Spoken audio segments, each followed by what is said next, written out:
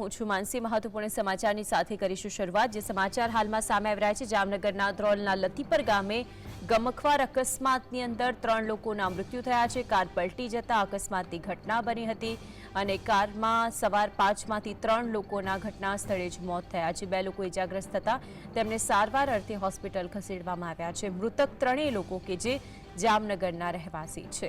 જે ગમખ્વાર અકસ્માત સામે આવ્યો છે, કાર પલટી ગઈ હતી, 5 લોકો સવાર હતા, 3 લોકોના મોત થઈ ગયા છે, 2 લોકો ઇજાગ્રસ્ત છે, જેઓને સારવાર માટે હોસ્પિટલ લઈ જવામાં આવ્યા છે। અર્જુન જોડાઈ ગયા છે સંવાદદાતા। અર્જુન, આજે અકસ્માત સર્જાયો છે, વિગતો શું તેને લઈ?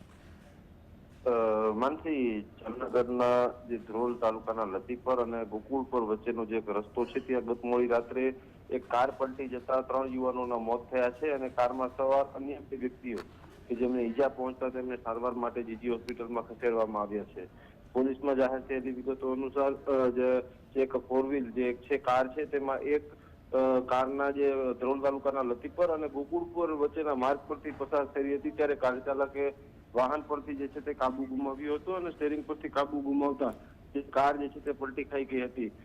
જે કારમાં સવાર ત્યાં 5 લોકો છે તે એક લગ્ન પ્રસંગ સમારંભમાં આવ્યા હતા અને ત્યાં દાંડિયા રાસનો કાર્યક્રમ પૂર્ણ થયા બાદ આ 5 વ્યક્તિઓ જે છે તે નાસ્તો કરવા માટે ગયા હતા અને ત્યાંથી પરત ફરી રહ્યા હતા, ત્યારે ગોકુળપર નજીક ત્યાં 3 યુવાનોને જે છે તે આ અકસ્માતનો ભેટો થયો હતો અને તેમાં 3 લોકોના જે છે તે દુઃખદ અવસાન જે છે તે થયા છે। મંત્રી અર્જુન, આભાર આપનો।